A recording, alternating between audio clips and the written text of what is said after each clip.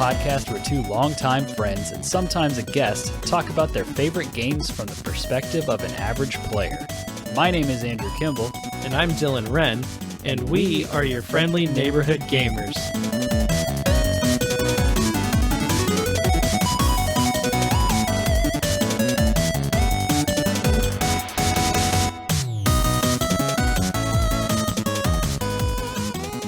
What's up, everybody? Welcome back to the neighborhood, and thank you for spending part of your day with us today. This episode it's a topic episode. Just throw that out there real quick. Dylan, this is kind of something that you conceived, something that you thought up, something that has been weighing on you recently. So I guess maybe give us like the elevator pitch, and then we can maybe roll into like our icebreaker question. Yeah.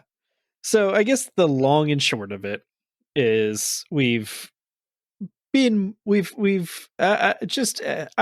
fan of games and gamers and games media. Like I read multiple sites every single day looking at games news. Like a lot of the podcasts I listen to are games tangential, or at least like or a lot of them are focused on games, or at least like games tangentially somehow related to them, you know? So, but recently, like we've been seeing, or at least I've been seeing, just so much toxicity from gamers. And I think it's a small minority of gamers, but like essentially just like I thought it'd be interesting to have a conversation about just like games, the people that play them, and also like toxic gamers and like what's up with them, what do they got going on?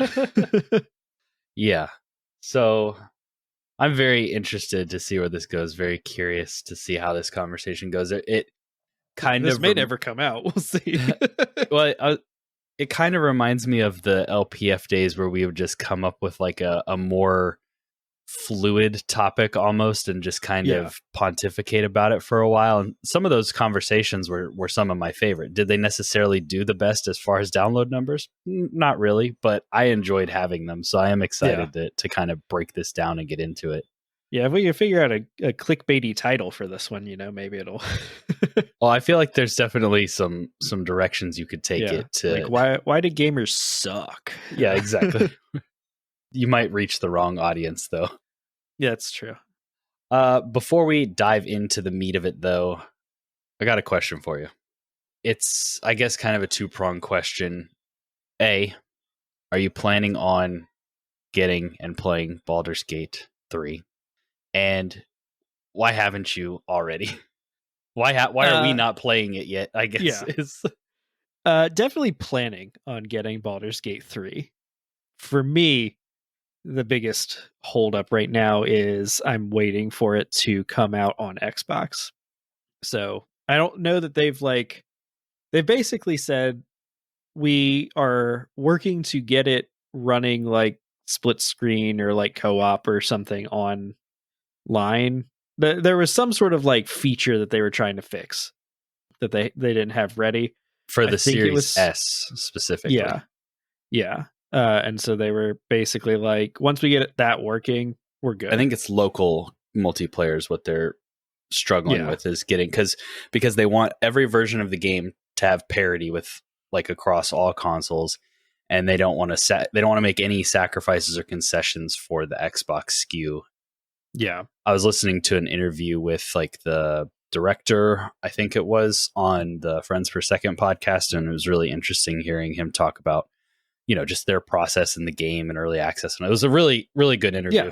I would recommend it if people want to go check it out. But they did ask him about the Xbox situation, and he was like, we haven't even officially announced it for Xbox yet, but I can tell you that, you know, we're working on it. We're trying to get it done, you know? Yeah, I was going to say, I don't think they've officially come out and said it's coming out on Xbox, but also like they're working on getting it ready for Xbox, and as soon as it's ready, like, why wouldn't they?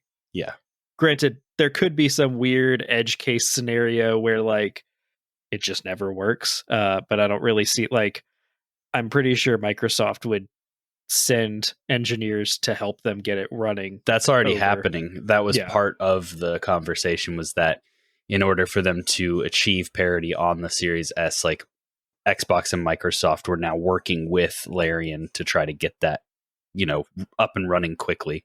Yeah, because they looked at buying Larian, like when they were pricing out like all. It's kind of surprising that they didn't. Stuff.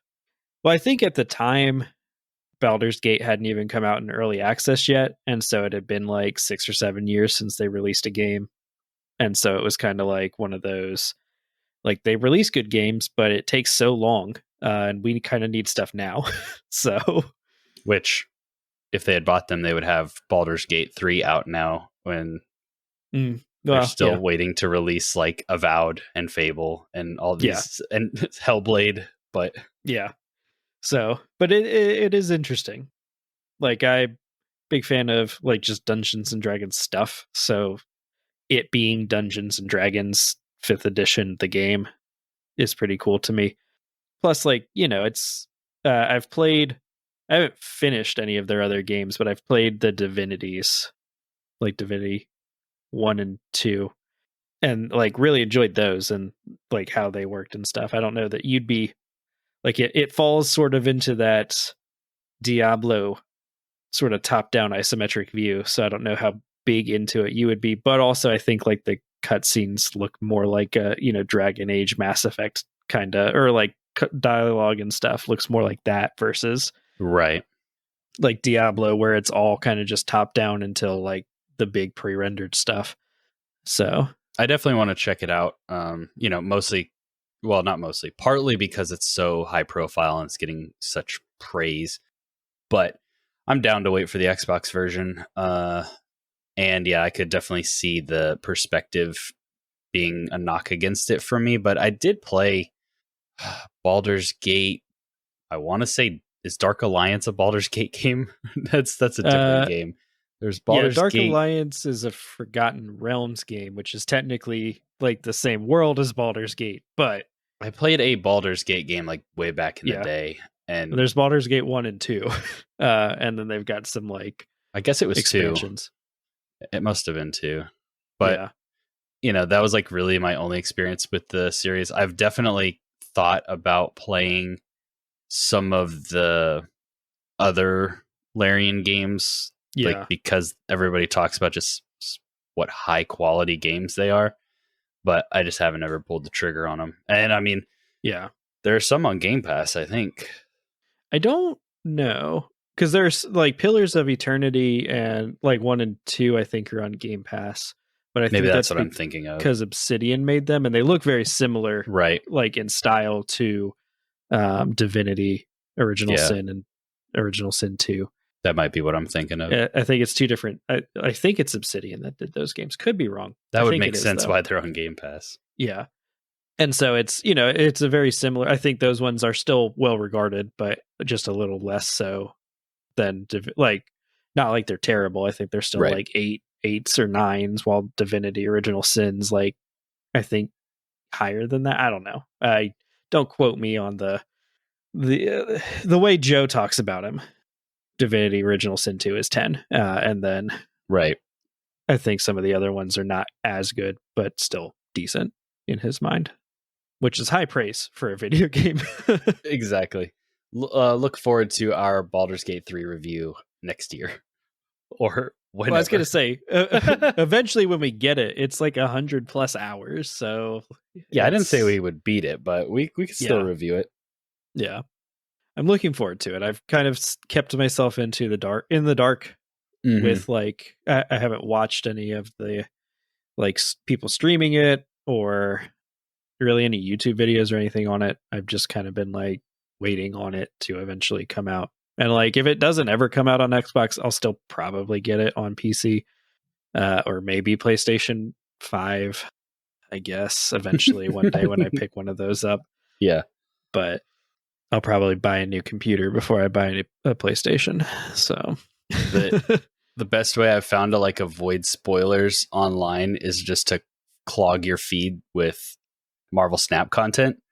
and then none of the other content like rises to the surface. So like I haven't seen anything really on Baldur's Gate 3 except like some of the reviews and that people like it. Yeah.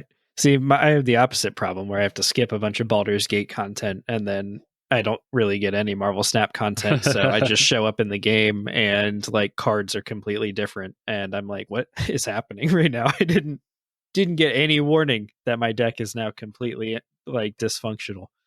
Well, we did it. We managed to turn a Baldur's Gate 3 question into a Marvel Snap. Yep, we can check that box now. Yeah. We've talked about Marvel Snap. All right, let's go ahead and roll into our main topic for this episode.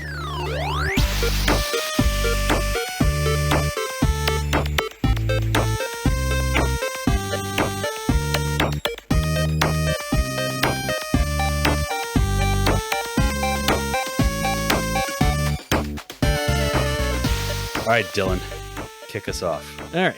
So, it's kind of pointless in my mind to define someone as a gamer because, like, what does that even mean? It's so subjective. We don't really refer to people who watch movies as movie watchers. Like, we don't really refer to Moviers. Yeah, like, you know, so it's like, what even is a gamer? But how would you define a gamer, Andrew? Someone who has the platinum in Bloodborne, and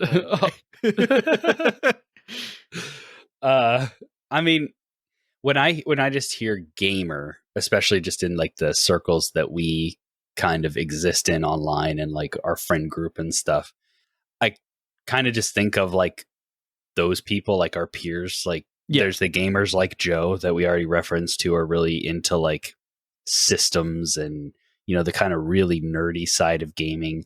And then there are, you know, people, I guess like my sister or like even my brother. My brother will play The Witcher 9 times and then maybe occasionally branch out and play some new game and be like, have you guys ever played this game? It's really good. And it's like, yeah, we all played that game 4 years ago and it came out. And I would consider them both gamers because they play games. Yeah. Games have always kind of been a part of my dad, I would consider a gamer, even though he rarely plays anymore, but he always had games on the PC. He's always, you know, he brought gaming into our life as children. And so for me, it's kind of always just been there. And so when I think gamer, just generally speaking, that's kind of what pops in my head. When I think gamer, like when it's part of the discourse, then that's a little bit more of a like, there's a different image that pops in my head. It's a lot more of the like sweaty Warzone players kind of people. Yeah. Yeah. Cause I think we've kind of run the gamut on our show of gamers. Yeah. Which was the intention from the beginning. Exactly. Like our intention with this show is to just kind of like cater it more towards, hey, do you like playing video games? Like, cool. Tell us about that. And we're going to tell you about us enjoying playing video games. That doesn't mean that we don't occasionally, you know, like get into kind of, you know, some things that we don't like about certain games or, you know, like I still can't really find a nice thing to say about Werewolf the Apocalypse Earthblood after trying to play it. But well, I don't think that what we necessarily meant by that. Yeah. I don't think necessarily what we meant by that was just being like pure positive. Like we're allowed to critique and dislike things, but we want to hear a wide perspective and we want to represent a wider perspective when just having those conversations, whether it is about likes or dislikes. Yeah. Yeah. But I guess what I'm trying to say is like in general, we try to like skew more towards the like, hey, video games are cool side of things. Yeah. Versus and we're going to spend our time talking about things that we enjoy rather than, I mean, I'm not going to sit down unless it's for the meme, like Werewolf or a Sonic game or something. I'm not going to sit down and spend my precious gaming time playing 50 hours of a game I don't like. Yeah, exactly.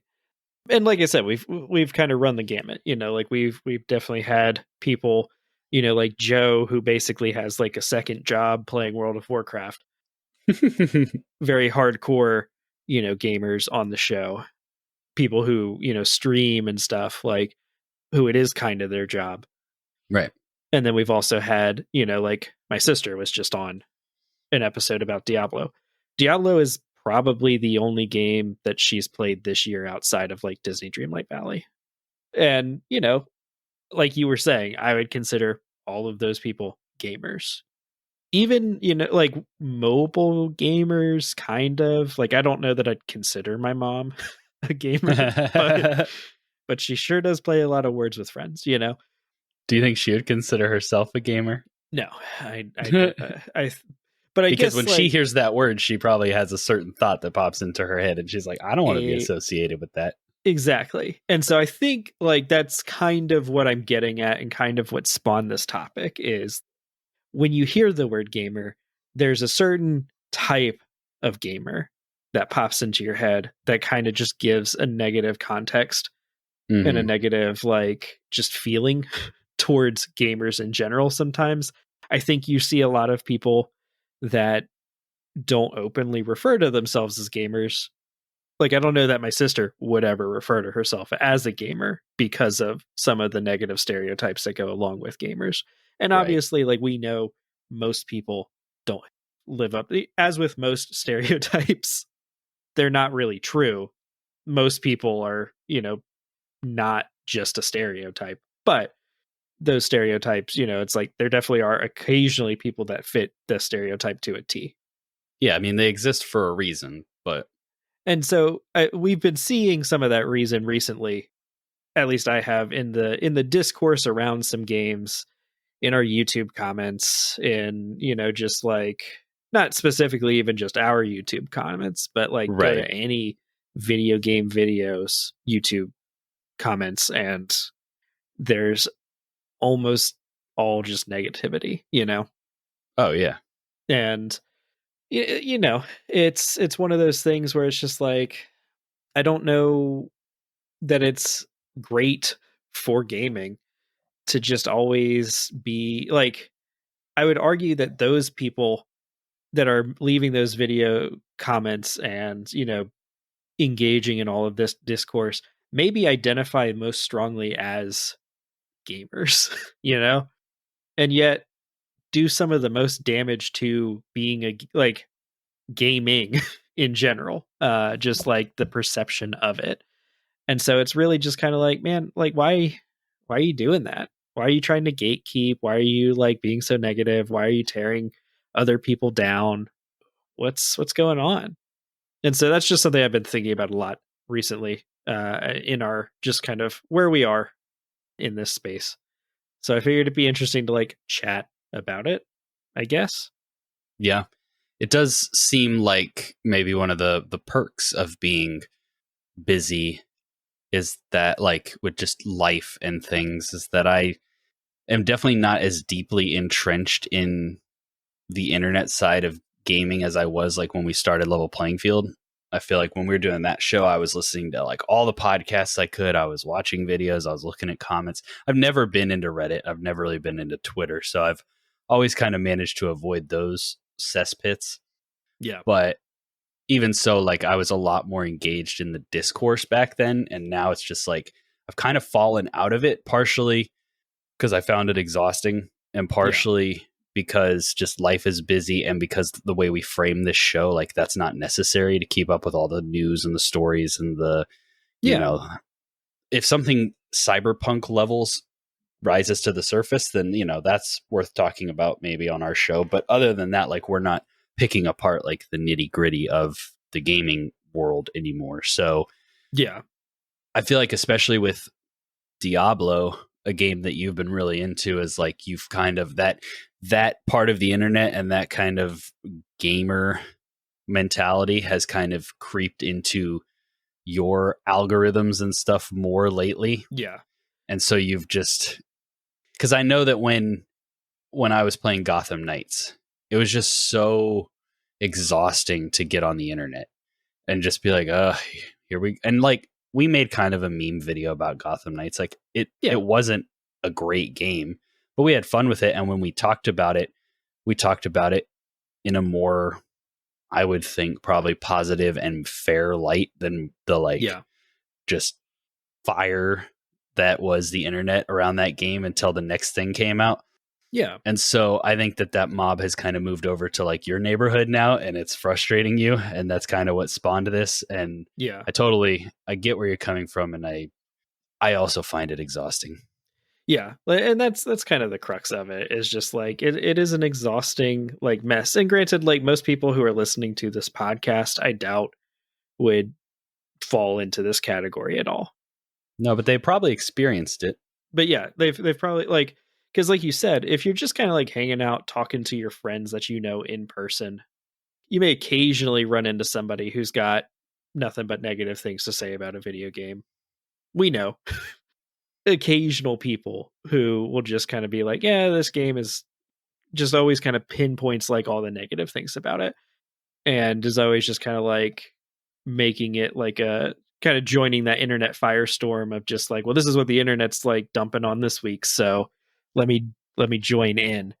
Yeah. But for the most part, like if we're, sitting around talking with people, for the most part, we're generally pretty positive. If we, or at least like, if we don't like a game, or we don't, we either just don't buy it, or we don't continue to play it.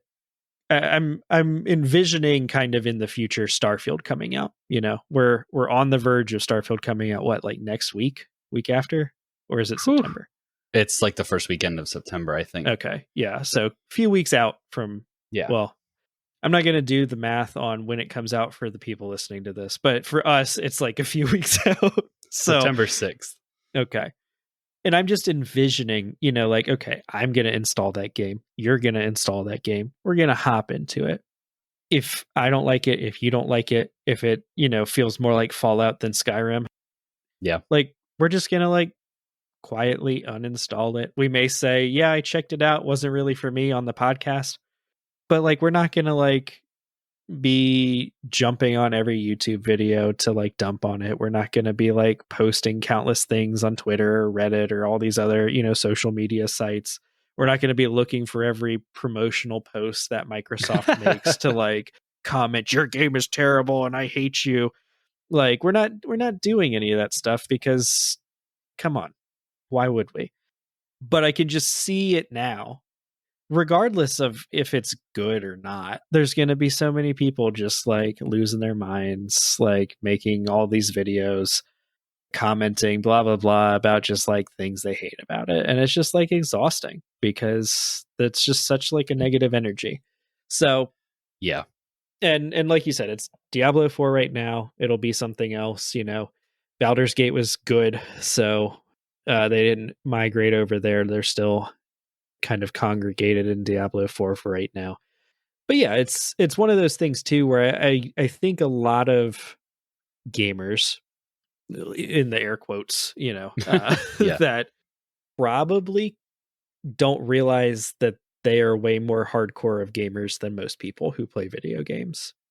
Like, I think we would consider ourselves kind of average video game players, maybe a little above average video game players in terms of like how much we play, that sort of thing. Yeah. I mean, I think if you took like just the entire scale of all the people that play games, you and I would be closer to that like hardcore edge. Yeah. I mean, like when I talk to my coworkers about game, like I explained to a guy I work with what Overwatch was the other day. Yeah. Like there are people, but he was enjoying playing Call of Duty and Fortnite. That's why I was like, well, if you're looking for free to play games, Overwatch you could try that one. It's free.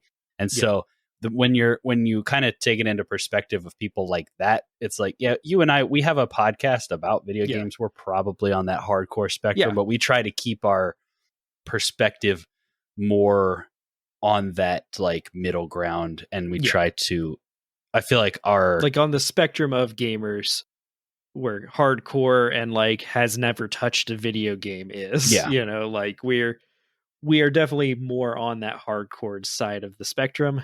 On the spectrum of like people who create content about video games, our podcast is pretty casual compared to like a Dr. Disrespect stream or something. Exactly. But, even in that, I'm sure there, like there's this idea in psychology about the Dunning Kruger effect, which is that you give anybody like an estimate of their own abilities, and they'll always kind of estimate that they're just a little above average, regardless of what it is, you know. Like if you put them in a room with 50 people, they'll be like, yeah, I'm probably like in the top 20, you know, of people who can do this thing. And that's just kind of, you know, like it applies to so many things, I think, in life, of just like in general, we kind of just put ourselves in the middle. You know, we could be totally wrong. We could be definitely underestimating like where we sit on a spectrum. But I see it very often because, you know, you're blind to it when you're talking about yourself for the most part. But I see it so often in like these people that leave these comments that are gamers, that, you know, are like, the battle pass is killing modern gaming or whatever. And it's like, you are like so in the minority with that view that I can't even I don't even know where to begin. And a lot of the people in Diablo 4's discourse, the short version of the Diablo 4 discourse is that the game itself is like 25-30 hours long to like go through the campaign. There are 100 levels that you can, you know, level up to as you play the game. Most people, like I think when I looked a few weeks ago, it was like 70% of people had not finished the campaign and had not even gotten above level 50. I'm contributing to that stat. Yeah. And obviously, like, there are people that, you know, like fell off of the game or like tried it out and then, you know, it just wasn't for them or, you Yeah. know, but there's a lot of people that are just like taking their time playing it, you know, like a normal Couple hours individual. every Yeah, couple nights or something. Yeah. exactly. And so a lot of the discourse is just like these people that had played for like 300-400 hours had gotten to a level 100 and were then complaining that there was nothing left to do in the game. And it's just kind of like, you guys do realize though, like there's such a small percentage of people that are like you. And then there was the other subset of people that like saw that post when they were like still 200 hours in and were like, well, I'm not going to play anymore because apparently after I've played for 400 hours, there's nothing to do. So, but like just kind of the lack of self-awareness Yeah. in a lot of it is shocking to me sometimes. And obviously like the point of not being self-aware is you don't realize it, but just the confidence with which some people come into like the comments section on a video, just like spouting off such a weird minority take. I'm thinking of, you know, like you recently put up a video, your rankings for Assassin's Creed. Yeah. And like there are so many people coming into those comments that are just like, how dare you not have done this, or how dare you put this game above this other game? And it's like you're not everyone has to agree with you, which kind of leads me into my next point, I think, of, you know, like games are subjective, you know? Yeah. And I don't, I feel like we try to do a pretty good job of like being subjective, and we still put ratings on things, Right. but the rating, at least in my mind, is always contextualized to like, this is what I personally think of the game. This is Right. where I Yeah. would rank it. So if you tend to like games that I enjoy, then this game is probably a good game for you or not a good game for you, you know? And I always try to contextual, you know, like I thought Breath of the Wild was fine. Like I wasn't head over heels for it. I'm also not like a huge Zelda fan. Like I think they're good games, but like I just don't get sucked into them personally. And that's not like I can say that and not like be putting down people who enjoy Zelda, you know, like Katie Shesko and you and all the people who really love Zelda. I'm happy that you got these awesome games. But it's also like a thing where I don't feel I'm a bad gamer for not really digging those games like everyone else or like a lot of other people do. You know, it's kind of just like, it's a subjective thing, which is something that seems to get lost a lot of times in gamer discourse, at least online, which I think again is why a lot of people stay away from gamer discourse online, which is sad because wouldn't it be cool to talk about people who enjoy a hobby you enjoy? Yeah, I mean, I think a lot of this bleeds from a much larger problem, which is just the internet. And so, we don't want to spend all of our time trying to pick that apart. But you have the fact that people are anonymous. So it's Yeah. like you mentioned the fact that, like, if you're just sitting around a circle of people in real life and you're talking about video games,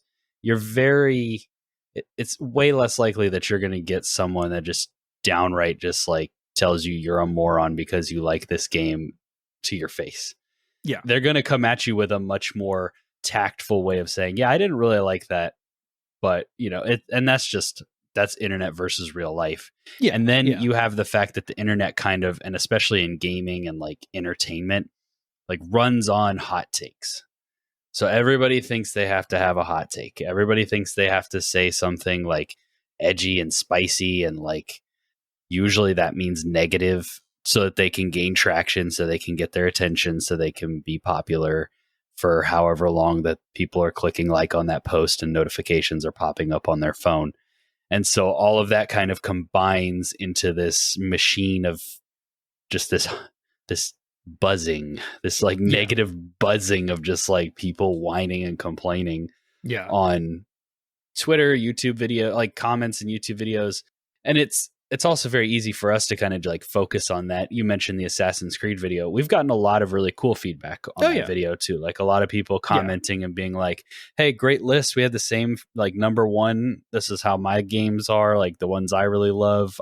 You rank this one lower, but I think it's great, or this is my favorite. Like there's been a lot of good feedback and conversations in there too. So I don't want it to sound like everybody that talks online that, is a gamer is this, but it's just, no, those are like, oh, that's really cool. And we reply to those ones and stuff, but it's the ones that are like more negative or toxic or frustrating that tend to just kind of like leave that sour taste in your mouth. And so you think about them, Yeah.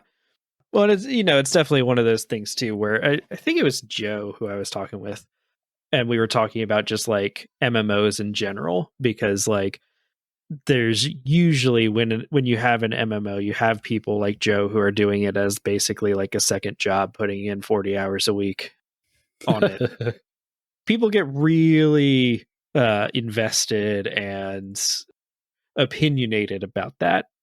But it's also generally like a very small percentage. I want to say he was like kind of throwing some numbers around that it was like maybe like 5%, if that, of people who somewhere less than 10%. But yeah, I want to say it was like 5% or, something like that, where it's like of the people are like fall into like the hardcore sort of almost, and not even of that hardcore are the toxic people, maybe half of that's the toxic people, or less. And the so rest are like, just people that take it serious, but they're not. Yeah.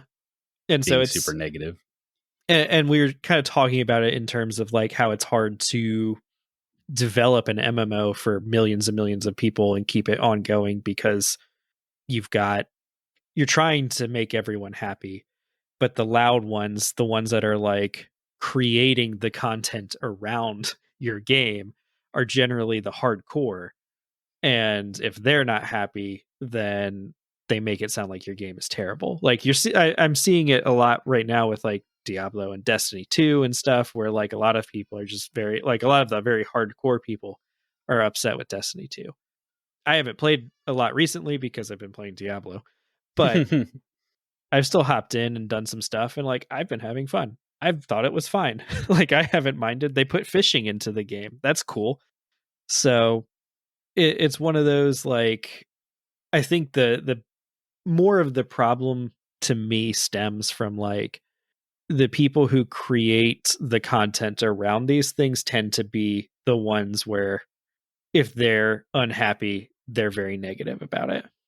And also, like you said, there's kind of that almost encouragement online to have a hot take, to be inflammatory. Yeah. So, well, and like what you're saying with, it's hard as a developer because you're getting, and obviously they have like just data collection that they can rely on, which is probably the most helpful thing that they have. Yeah. But you have like your vocal minority that is giving you lots of feedback about everything. But then you have your majority of players who are not vocal, which you assume that means that they're happy. But like, you're also not really getting any feedback because they're not that hardcore. They're just like, if they didn't like it, they're just going to like stop playing. And so it's tough to kind of, I imagine it would be tough to kind of gauge like, okay, well, we're getting a lot of feedback about, people are not happy about this, but percentage wise and looking at the data that we have here, yeah, it's not really reflecting that. And so there's that kind of balance as a developer that I'm sure is a little tricky. And even us, just, like you were talking about earlier, the YouTube, like 99.99% of people who watch a video that we put out probably just going to watch it. Oh yeah, they don't it, don't comment, whatever. Yeah, don't do check anything. It out and then move exactly. on. And then like you've got that very small subset of people that like will leave a like or a dislike, and then an even smaller subset of people that'll hop into the comments and say something, and so like in general, like overwhelmingly, like 95% or so of people are like, hey, that was a good video, I'll like it or whatever, and then there's a lot of like positive comments. But yeah, like you said, there's still like the negative people that just kind of drag down the whole vibe, right? And there's almost, to me, sometimes like this question of like, it kind of sounds like you don't even like video games. Like we were having, I forget when we were having this conversation, but you and I were having this conversation, I think, with Joe, and you were just kind of like, it's okay to like video games, right? Like, and I think it's like, we were kind of just like joking around, but like, I think that's true for a lot of the, the quote unquote gamers that you see, where it's just like, you're on here, you're whining about like Diablo 4. You've put 400 hours into it and you apparently hate it. So like, why? Right. Like I wouldn't put 400 hours into something I just absolutely despise. Like I wouldn't, I played maybe 2 hours of Werewolf the Apocalypse Earthblood before I just had to give up and uninstall it. Yeah. I can't imagine forcing myself through 398 more hours of that. But if you were to go online and dump on Werewolf, like nobody would really care. Maybe a few people. But if you go online and you dump on like one of the more popular games that's released this year, yeah, then you're going to get a reaction. And that's why you did it. Exactly. Yeah. Like it's almost, it's not about having fun in the games. It's about getting the attention. Exactly. Which, is its own, I think, issue. But I like your original point of it's okay to like a game. It's okay to admit you like a game. I mean, that's kind of the whole reason that we started our first show and then have continued on with gaming content creation is because we enjoy the hobby. Like we enjoy it probably for a lot of the same reasons, a lot of different reasons. We enjoy talking to our friends about it. We have lots of friends who also enjoy it. And so, that's the point. Yeah, exactly. It's one of those where it's just like, hey, and that doesn't mean that we, like we said earlier, we don't dislike games or critique games or whatever, but that's a lot different than like getting on there and being like people send death threats over, like changes in games or a game being bad or, like people get on there and they're just like, you are the biggest idiot for, your opinion about the Assassin's Creed games or whatever. And it's just like, come on. Yeah, I think that all of the facial changes that Insomniac is doing to their Spider-Man games, especially Peter Parker, are bad. I like the original designs better, but I could not be bothered. What are they doing? Well, I mean, remember when they did the PS5 version of Spider-Man and they changed Peter Parker and he looked more like almost younger. He looked more people are saying he looked more like Tom Holland, which is true, but he doesn't look like Tom Holland. But like we talked about this on LPF, I think. Okay. But they also, in the most recent trailer for Spider-Man 2, Mary Jane, her face looks like significantly different from what she did in PS4. Yeah. I don't necessarily think that one's worse. It's just like, why do you guys keep meddling with this stuff? Because it looks like a different character. It's not like, oh, we just made it look more realistic. It's like, no, it looks like a different it's a person. it's a Marvel game, right? So They it's kind of like recast. Iron Man, where they where they swapped out Don Cheadle for or they swapped in Don Cheadle for Terrence Howard or whatever it was. Exactly. And so, like, my point being that I don't like that change. I think it's kind of dumb. I think it's kind of immersion breaking. I like the original better, but I could not be bothered to get on Twitter or find an email address or anything like that and even just tell them, hey guys, Yeah. I don't like this change, let alone like threaten or, send any kind of negativity. I'm like, well, that's kind of a weird choice, but you know what? The gameplay's still fun. Spider-Man 2 really has a solid shot of buy it. Yeah. It still has a really good shot of being my game of the year. We'll see. So it's like, yeah, at the end of the day, it's just games are like really expensive, fancy toys. Like, why are we getting so upset about them? Yeah. Yeah. And like, obviously I can sympathize with some people who like you scrimp and save $70 up to buy a game in this economy and it's not as good as you wanted it to be. And you're upset about it. But then it's also kind of like, I don't know, don't buy the game for full price. Like, don't. I mean, I was about to make an 3 days analogy and get it used at GameStop. I was about to go for an analogy of like, yeah, it's like going to a restaurant and not liking your food and then like, threatening the chef. But there are people that do that too. So it's like, well, they would be the same people. It's a circle. It's not. Except the chef could come out and like punch you in the face. So you probably wouldn't actually threaten him or her. So yeah, like there would be a little bit less of the likelihood because you're in person and not online behind a screen. But exactly, still.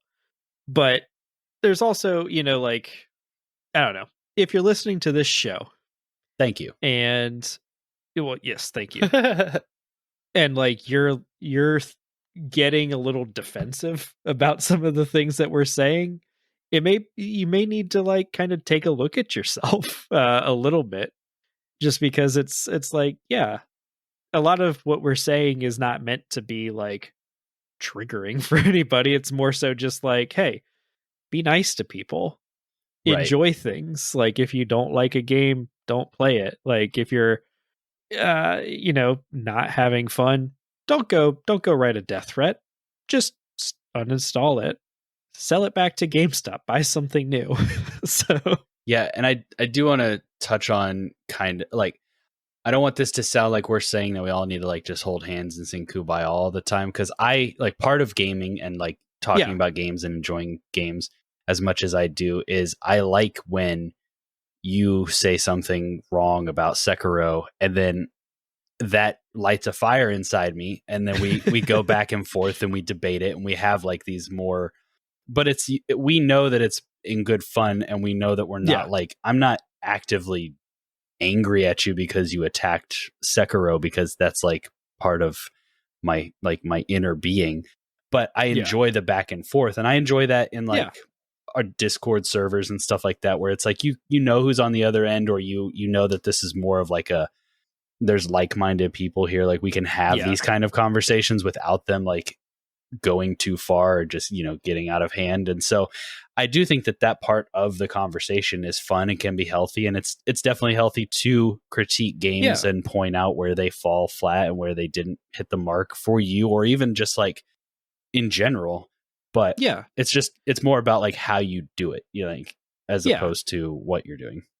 Well, because like we talked about earlier, like games are subjective, right? Things that I like in a game might not be the same things like I love Monster Hunter. It's not really like a game for you. Like, you don't really get a whole lot of enjoyment out of like playing through a Monster Hunter. Like, you enjoy the like co-op aspect of it, like playing with a person, but other than that, it's kind of like you could do that in any game. So we could do that in Exoprimal or whatever. But similar, like your point of Sekiro, like it's my least favorite From Software game so far. It probably will bump down when I play Armored Core eventually, but I'm not going to say Armored Core might not end up being my least favorite. Who knows? But it's one of those things where it's I think it's one of the reasons why it's exciting sometimes at the end of the year when you're like looking at everyone's top 10 lists. for the year, and you're like, oh man, like what'd you like? What'd you dislike this year? Like what did you snub from your list that I like have in number 2 spot on my list or Right. whatever? And that's not because, like I guess we have the self-awareness and the just ability to look at it and be like, oh, this was their list. These are the games they enjoyed. Right. Like everybody was putting Immortality on their list last year, and you were like, I hate that game. Yeah. But, it was one of those where it was just like, it wasn't triggering you. Like you were just like, huh, interesting. You really like that game. I did not care for it one bit. So Yeah.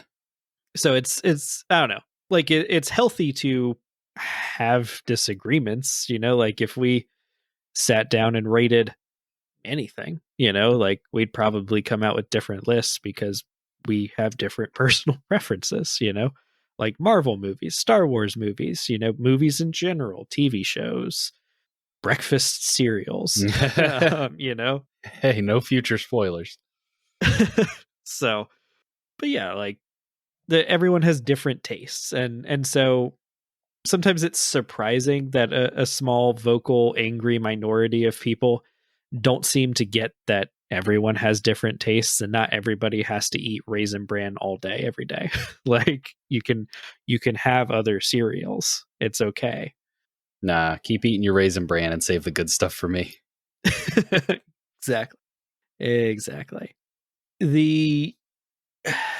I guess the final little point that I want to just kind of like leave on before we get into like the sort of jokey, like you might be a toxic gamer if questionnaire. Yeah. Can't wait to fail that after all this. Right. But I guess like part of what I've been thinking of, just like, because like I said, we've been seeing a lot of just people coming out and just being very mean and negative, not necessarily even at like I would say it probably doesn't really bother us too much in the comments. Like if someone comes onto a YouTube video and very rudely disagrees with my opinions on a game or something like that, I don't give a shit. Like Deep Rock Galactic, maybe? Yeah. Well, it didn't even bother me. It was more so just like, hey, games are subjective. I'm allowed to have this opinion sort of thing. Right. Like what bothers me more so is that they attack other people who are just also trying to hang out and love games with us, Right. And so I guess that's really kind of what was getting me thinking about all of this is like, how do we deal with these negative comments? Because like, I don't care about them. I'm happy to ignore them. But also like, I want to encourage the people who like games to feel safe leaving a YouTube comment about why they thought Assassin's Creed Valhalla was the best Assassin's Creed game. And not just get dogpiled and attacked constantly, Right. Even if I don't personally think Valhalla was the best Assassin's Creed game, like I still love that for them it was, Yeah. It's an interesting question. I feel like our approach so far has been you typically will respond, if you respond at all, with something like, hey man, that's your opinion, thanks for the engagement. And that's kind of been like your vibe. And then my reaction just in general, it always has been, is kind of like humor. So, like we get like somebody commented and said something like, there's no way you put Assassin's Creed Origins at number 1. And I commented back and I was like, yeah, didn't you watch the video? And so like a joke, humor, that's kind of my thing. And I think it's either do something like that to try to keep it lighthearted and not like sink to their level, or just flat out ignoring. Yeah. I don't want to police the comments and like delete everything. But on the flip side of that, it's to also engage with the people that are posting like positive things and be like, hey, yeah, we see you too. Because so many creators, and obviously it gets tougher like the larger your numbers are and the more comments you get and stuff like that. But you see so many creators just go in to like fight the person that said something mean or whatever. And they just ignore all the people that are like, hey, great video, really appreciated it, really liked it or whatever. And so obviously you can't just comment and reply to every single thing, but just showing, acknowledging the positivity along with when you acknowledge the negativity, I think goes a long way. Yeah. Well, and there, to me, like, there's also this concept of like the paradox of tolerance, where it's like, if you are, the idea behind tolerance is that like you're just like, yeah, laissez-faire, like I'm just gonna accept everything, like it's not a big deal, like let's just let everybody do themselves and live as they want to, sort of thing. And so, like, in our comments, if we just let it all fly, it is creating this space, to me, where sometimes there's just a bunch of intolerant people that are like coming in, attacking all of the cool people that I want to be there and driving them away, Right. And so it's almost like this thing of like, okay, so I basically have to be like, hey, you that's being mean, stop that. That's not welcome here. And like you said, it's kind of like, I don't even want to give them the like time of day or the the little bit of attention that even that brings. But it is one of those things where I think just in general, as gamers, like when you see one of these poorly behaving gamers, because I mean, not every single one of them is in a basement somewhere with zero like actual physical social connections and only online social connections. Like some people have to know them, Right. Like, just be like, hey guy, hey girl, don't do that. That's not cool. Assassin's Creed Valhalla was a fine game. It's okay for someone to hold that opinion. Let's have some nuance.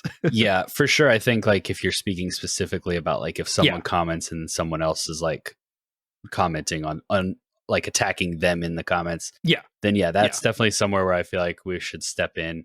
I really don't care about people who are like, people that just drop a comment that's me, like that's like negative. We did have something on, I think it was our FromSoft video like a long time ago, where somebody commented, it was like, anybody who, I don't remember what their take was, but their point was that like if you think this way, then you should be euthanized. And so that comment I just deleted. Like there are certain levels of like, okay, you're just delete, block, like we're not going to deal with that. But when it's an opinion shared aggressively, like I can work with that a little bit. Sometimes, sometimes it's just the fact that they're bad at typing, and it comes across as like you never really, like you can tell sometimes. It's obviously. I was gonna say it's pretty hard to take, hey, fuck you and your opinion any other way. So yeah, I guess there are a few cases where like sometimes it's a little bit more like you can give them the benefit of the doubt. Then there are some times where it's like, okay, I know you're trying to attack me, but it's not that like to the point where I feel like I have to delete it because, comments are good for engagement. So there is that, where it is like, we're just going to, clap back at you with humor, or maybe another commenter can hop in and be like, really, that you're going to say it? Because eventually at some point you'll, like, I feel like, you watch some of these YouTubers like Fighting Cowboy, for example, where his community knows what's up. Like they know kind of what that community is, what it stands for. And so like someone comes in the comments and just starts spouting nonsense, that thread is going to be real long with a bunch of people jumping on it and being like, really? And so eventually once you kind of cultivate that, then it can kind of manage itself. But yeah, for right now, it's just kind of that, like, just kind of feel it out. And I do think if it's like someone being bullied essentially, then we should step in. If it's someone just leaving their bad take towards us, usually I'm just like, I just try to post something like funny that makes them look silly for what they wrote. So yeah. Well, and, like it's one of those things too, where like you said, a lot of times you can't necessarily tell on the first, response or the first comments, it's after you respond in good faith, trying to foster a healthy, positive conversation. That's where true. It's like, like, because a lot of times the first comment will be like, yeah, I didn't really care for Assassin's Creed Black Flag or whatever. And then you'll be like, oh yeah, well, I thought it was like really good. Like, what was your favorite? And then they're like, you are terrible and an idiot for, and then it's like, come on. We keep using the Assassin's Creed video as like the example, but I know you're referencing the Diablo video because well, there's some of that too. There's some of that too, where there's because I've let you mostly handle the Assassin's Creed stuff because I know nothing about that series other than like I liked the like 4 games that I've played. Right. But yeah, there's definitely the Diablo where, you know, it's like, hey, like I thought Diablo 3 was pretty good. Like, and it still is. And there's a lot of people, it's like, I like Diablo 2 better. And it's like, oh, cool. I tried it. You know, I have no nostalgia for it. It's old. And then they hop in there and they're like, you're awful for believing that Diablo 3 is good. And it's just like, I mean, okay, I tried to like have a good conversation with you, but clearly this is going nowhere. So goodbye. Yeah, I remember seeing. Thank you for the engagement. I remember seeing some of those back and forths you were having on that video because at one point I just like caught up on all those comments, and then but I remembered seeing like somebody comment later and be like, "I'm loving all the replies," you know. So like there are people in there that are like, you know, level headed and appreciate that we are active in our comments. Yeah. And, you know, in general, like, I don't want this to all just be like, oh, well, we're just complaining about YouTube comments. But, like, you know, like, I think it's a rare window that you get sometimes into, like, that we have at least into the subset of gamers. You know, like, I'm sure people without a YouTube channel, you know, encounter these people all the time. You know, it may be like if you play Call of Duty, you may be getting the angry message after you just wipe the floor with them in a Call of Duty match, or Fighting they games. wipe the floor with you and they're like, you should never play this game again. And it's just like, I'm just trying to have fun, man. Yeah. Certain communities definitely seem to attract it. And also because they're larger communities. So you just have more people in general. Yeah. I remember playing Dark Souls 2 with a rando, and we were doing some Dark Souls platforming, and he fell off and died. And then I got an Xbox Live message, and I like opened it, and he was like, "Hey man, my bad. Sorry about that." And I was like, "It's all good, dude. No worries." And I was like, "See, this is kind of like what it's supposed to be about, you know, just having fun." Yeah. Like Monster Hunter has never been anything but positive for me. Like all of the messages I've ever gotten on there have been, hey, good hunt. Thanks for the help with this or whatever, you know. And then I've been playing Dead by Daylight recently, and you know, if you do well at all in that game as like the killer, it's pretty much like instant hate mail filling your inbox of people who are like, how dare you kill me in this game where you are a killer and your whole purpose is to kill me. Like, so Gaming. So like if you encounter those people, you know, like I said, the tendency is to just ignore and be like, oh, whatever, you know, and that could work. But I personally subscribe to the like, I'm going to spend the like 2 minutes doing the Xbox Live report feature so that maybe they learn a lesson, you know, maybe they understand just all, you know, telling somebody to kill themselves online because you did well at a video game is not the best, you know? Yeah. So we will see though. I think it can be a good thing to do to just kind of like make those spaces less welcome for the people that suck. But then also, you know, if you're listening to this and you enjoy things and you don't generally leave comments, so, you know, maybe hop in to your favorite creators and leave a positive comment, because creating a space where being positive is rewarded and not just kind of like you don't have to be negative is maybe going to help just gaming in general to be a more positive space. Because I think it's very easy to kind of like fall into that negativity space in gaming because so much of the like content is negative. Yeah, there's definitely a lot of positive content, but anytime that you're in like a gaming space, you're generally not far from a bunch of negative comments about that, you know. But yeah, so that was kind of the conversation. I think anything you want to add or that we didn't cover enough of? No, I'm sure I'll like be editing this later and be like, oh man, I should have said this right here. But Right. for right now, I think we've covered it pretty well. I agree with you. You know, that last point you made about it is you kind of have to keep it in mind to not let yourself kind of fall into that trap of just like dunking on everything, because that is just kind of the easy path. And so when we talk about things that are easy to pick on, I mean, I feel like it's fine to a certain extent. It's fine for a bit, for a joke and everything, but like if that's just your whole personality, if that's just all of your content is that, then like to me it just kind of gets exhausting. So Yeah.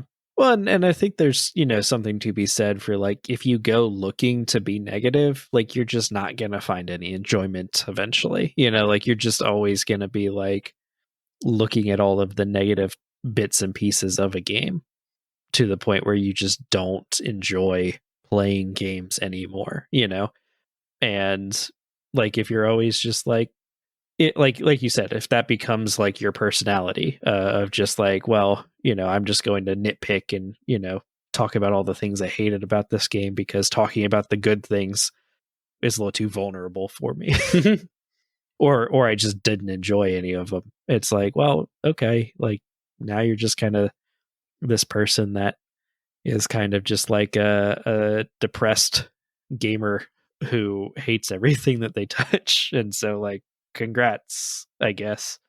But to wrap up, it's just us, so we don't really have a game. But I did like just kind of halfway joking, halfway not put together. Like, if you do answer yes to a lot of these, I do kind of think you probably are a toxic gamer. But I threw together a little like 10-question test, like yes no test.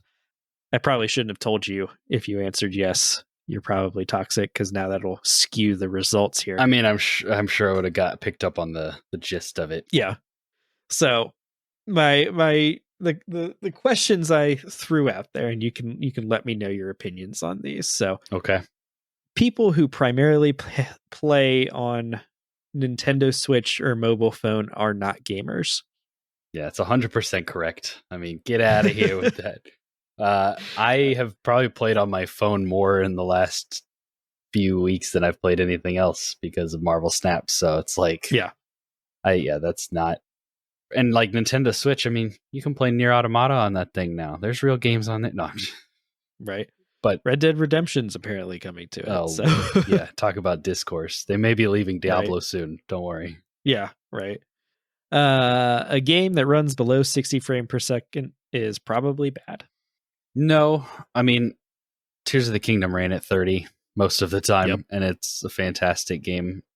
I think that a game that's targeting 60 and can't hit it, that could be a problem. But if it's like, if it was a choice, like Starfield's going to run at 30 and that was a choice, like I'm probably going to be fine with that. I definitely, for me, like I can see the difference, and there's a bit of an adjustment when I get into, like, if I've been playing a bunch of like smooth 60 and then I jump into a game that's 30, but I don't really think it's bad. I just think it's a little different. Like, I want Bloodborne at 60 because I feel like the Souls games benefit from the higher frame rate, but Bloodborne is still like one of my favorite games of all time at 30. So yeah.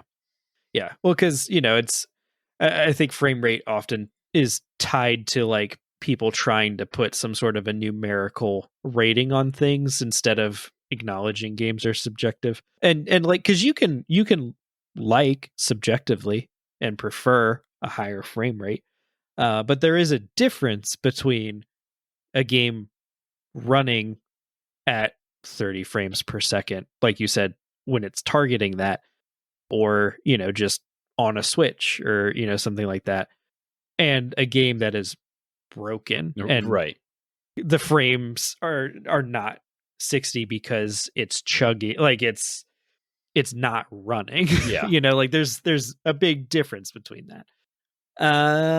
Okay, next one. The ending of Mass Effect 3 ruined the entire series.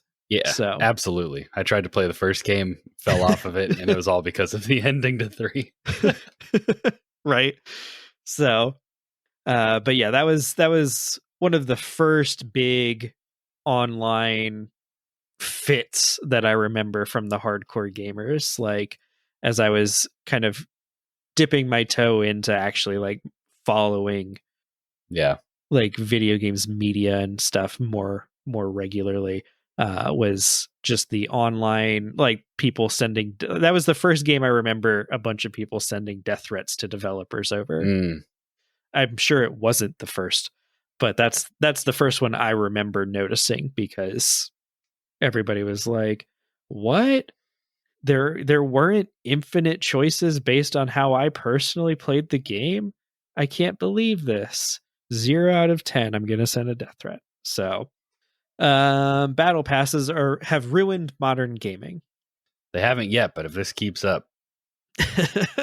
So for me, I feel like you could have an actual nuanced conversation about the pros and the cons of the battle pass and the trend. And yeah, but I think that like saying that they're ruining modern gaming is such a narrow take when you like, there are so many other kinds of games out there that are not affected by battle passes whatsoever.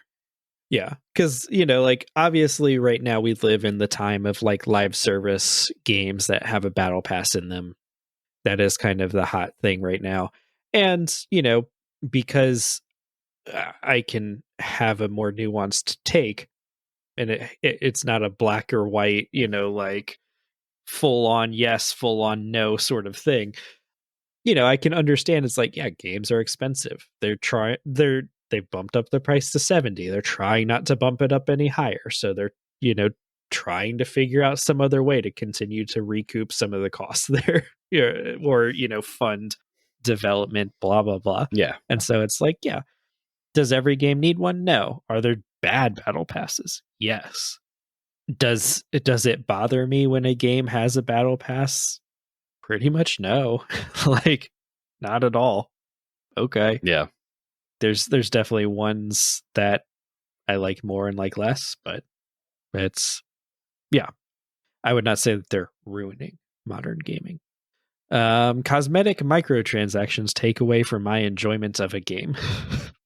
In general, no.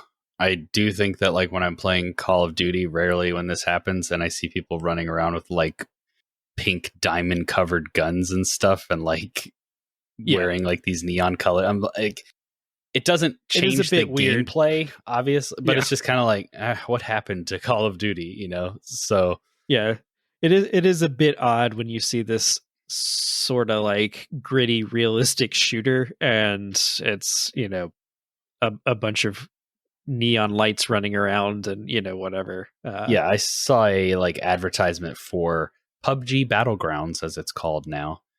And interesting. PlayerUnknown's Battlegrounds. Yeah.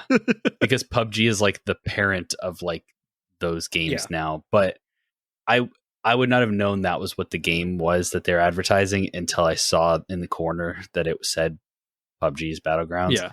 Because they were like in bathing suits, like at like it was like the beach day. It was like a beach pack and I'm like, what happened to this game? Yeah, it's one of those things too where I'm just like, have I bought cosmetic microtransactions in Fortnite? Yes. If they weren't there, would I like the game better?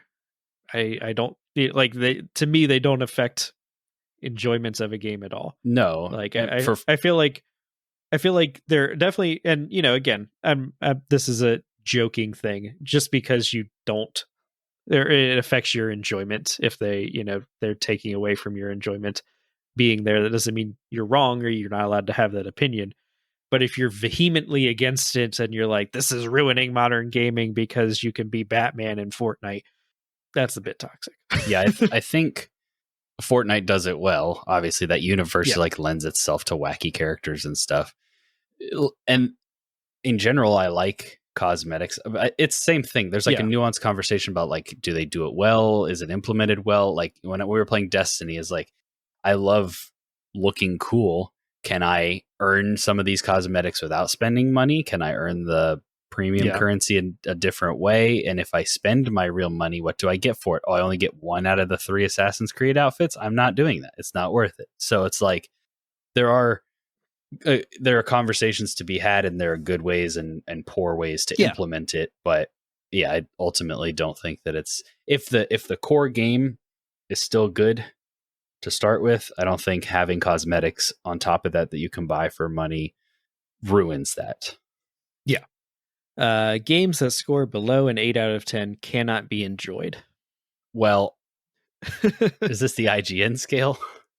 Because that is true. Because 8 out of 10 by them is like that's the lowest score they give. So, no, I mean I love the Darksiders series. I love a good 7 out of 10, 6 out of 10 game every now and then. Yeah, I think I'll talk about it more probably on a neighborhood watch, but I recently just played through all of the first Mafia game. I played through like the remastered version, and that was just a very simple, basic video game that felt like a trip down memory lane through like the early Xbox 360 days, and I had a great time with it. I played it for free.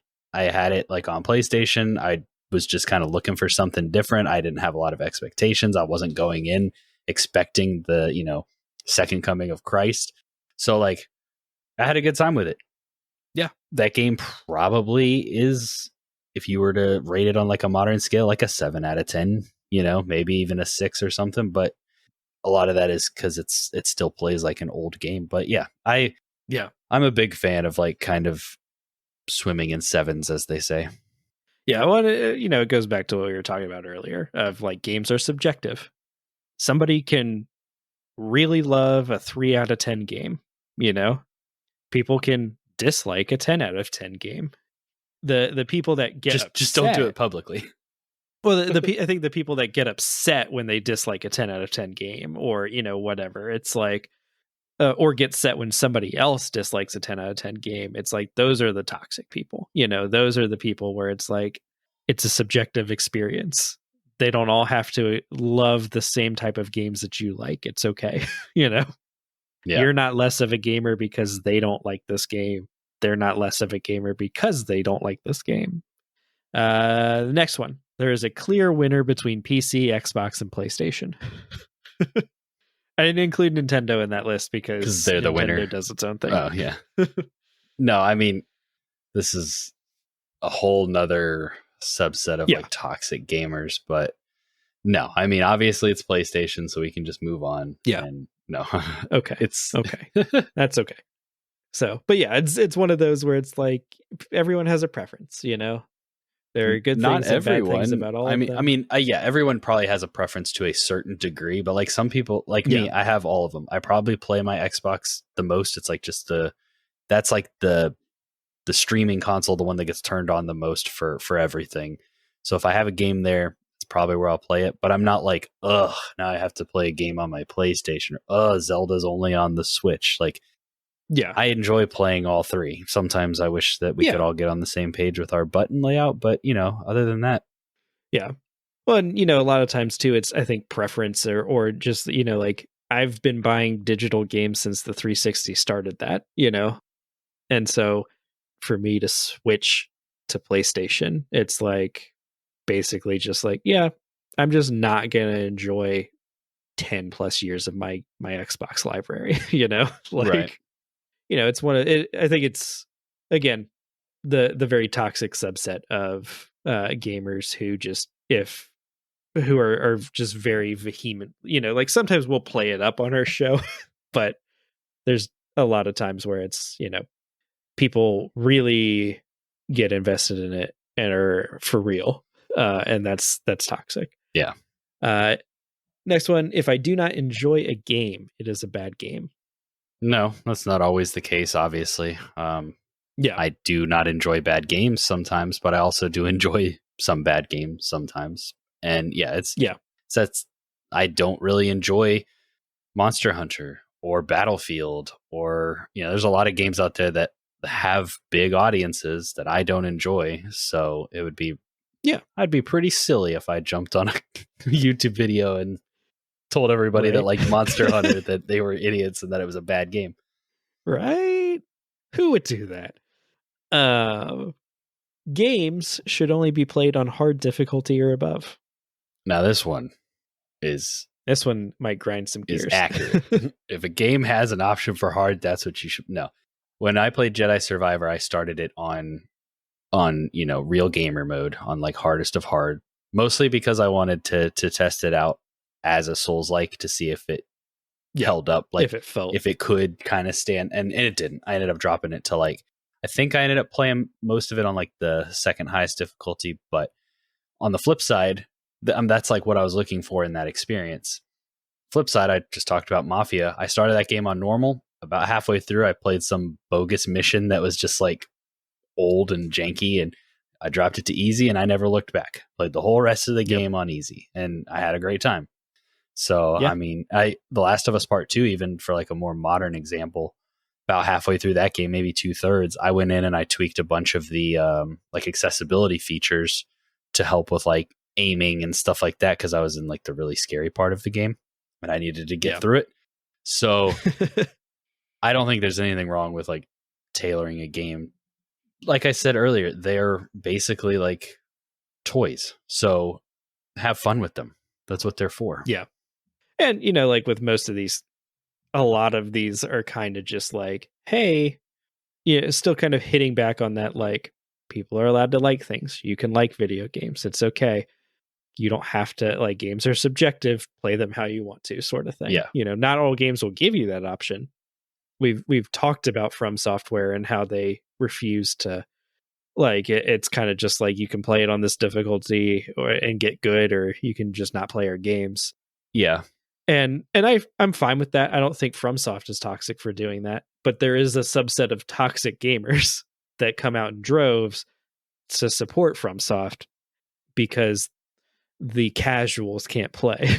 So yeah, I was going to bring up From Software because they don't implement any sort of difficulty in the traditional sense. Obviously, I feel like Elden Ring is probably the most approachable of their games, and there are ways to make it easier, but it's not just like it's not a difficulty slider.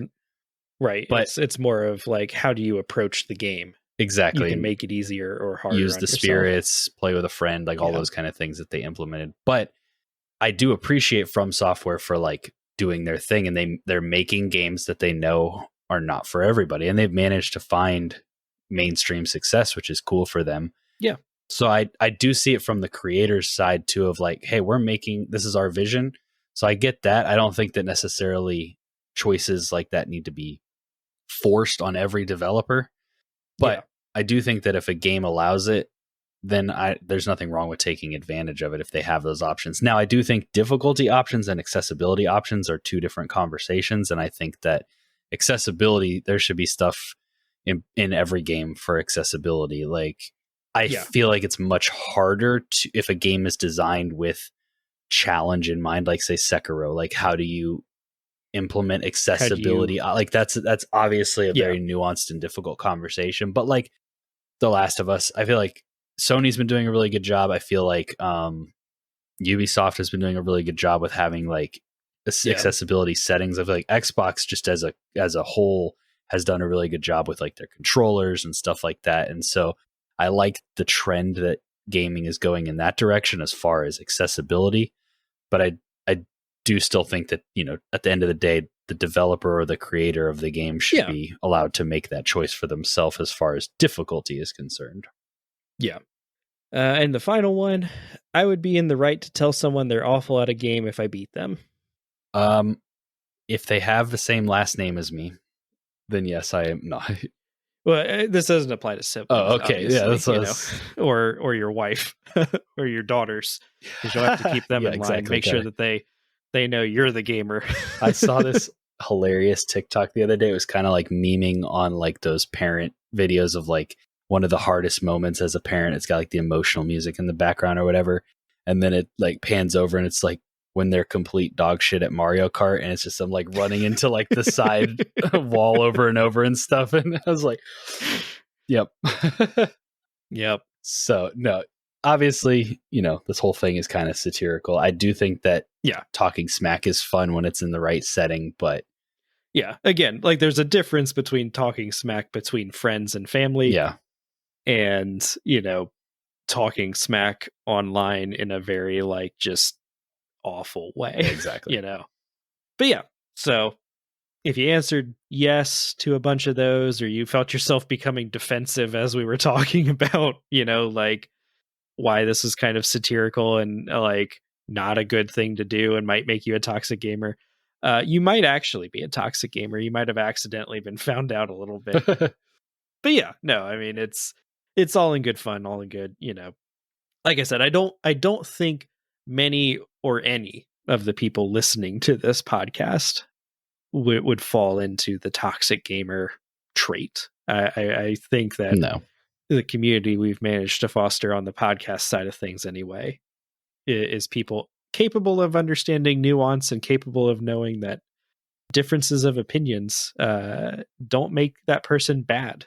So well, and it's just because the majority of gamers that we've talked about at the Yeah. beginning, like people who play games, are not like this. It's just when Exactly. it's really just kind of rears its head when you get into like the online communities and stuff, which go hand in hand with gaming as an online medium. And so it's kind of hard to separate those two things. And it should be a more enjoyable place to kind of exist. And unfortunately, it still needs a little bit of work. Yeah, like it would be good if I have not watched Big Bang Theory. I have not, but just where kind is of this like going? well, just kind of like the general like media portrayal of a gamer tends to be kind of like, a negative stereotyped one. And obviously like the media does that a lot. Like just media in general does it a lot because it's easy. It's shorthand. That's the whole point. But it would be nice for it to, like even Fat Thor playing some Fortnite in the Avengers or whatever, like it'd be nice to see some more positive, normal examples of gaming and not have people immediately jump to that like, oh, this, like neckbeard, like angrily typing like the what was that World of Warcraft, the South Park episode. Yeah. So man. Yeah. Yeah. But yeah, thank you for staying through this. Yeah. Hopefully it was interesting. Let us know if it was or wasn't, and we'll never do this again. Yeah. We can't make any promises like that, but no, I thought it was good talk. If you want to hop on this conversation with us, if you want to share any thoughts or whatever about this topic, Discord link is in the description. Feel free to hop in. Any other housekeeping, Dylan? You may have picked up as we talked that we have a YouTube If you want to channel. go read some of these comments for yourself. Yeah, there's some over there. The Assassin's Creed video is really good. Yeah. It has a lot of interesting comments as well. The Diablo 3 video, similar. I think those are the two biggest ones right now that just have a lot of like crazy discourse. So, but yeah, we do have a YouTube channel. If you're interested in checking it out, go look at it. If you're listening to this podcast, you're probably not listening to it on YouTube Music, but we are attempting to post there now. I don't know what I will put as the video that goes on this video, but we'll see. But yeah, check out our YouTube channel if you haven't. It's over there. Yep. And like Dylan mentioned there, the YouTube is now, or the podcast is now on YouTube, which is cool. So we're experimenting with that a little bit. Anything. No, yeah. It's just to listen to, and it has some it's just the Diablo video that's up outside of this one, I guess. And so the Diablo deep dive actually does have Diablo gameplay for most of it. But I don't know what this one will have. So it's sometimes tangentially some background stuff going on that's connected. Yeah, we're still playing around with that format and what we want to do over there. But if you are a YouTube person, then prefer to use that platform, we're there for you now. Yeah.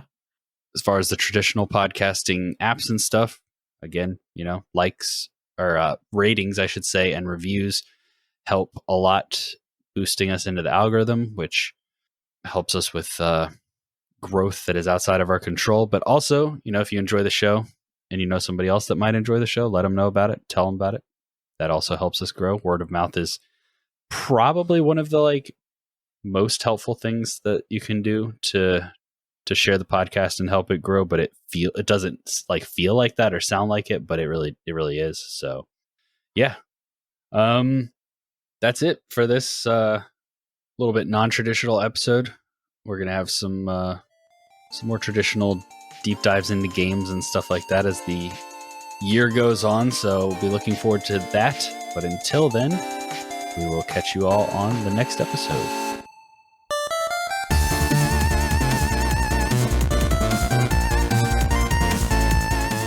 We hope you enjoyed listening to this episode of the Friendly Neighborhood Gamers podcast. If so, we would greatly appreciate your help in growing the show and the community by giving us a 5-star rating and review on Apple Podcasts, Spotify, and any other podcasting app that allows it.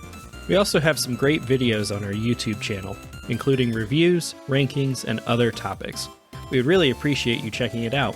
And if you want to keep up with everything going on in the neighborhood, follow us on Instagram and Twitter, and feel free to jump in our Discord server. We hope to see you there. Links for everything are in the podcast description. Thanks again for listening, and remember, Stay friendly, gamers.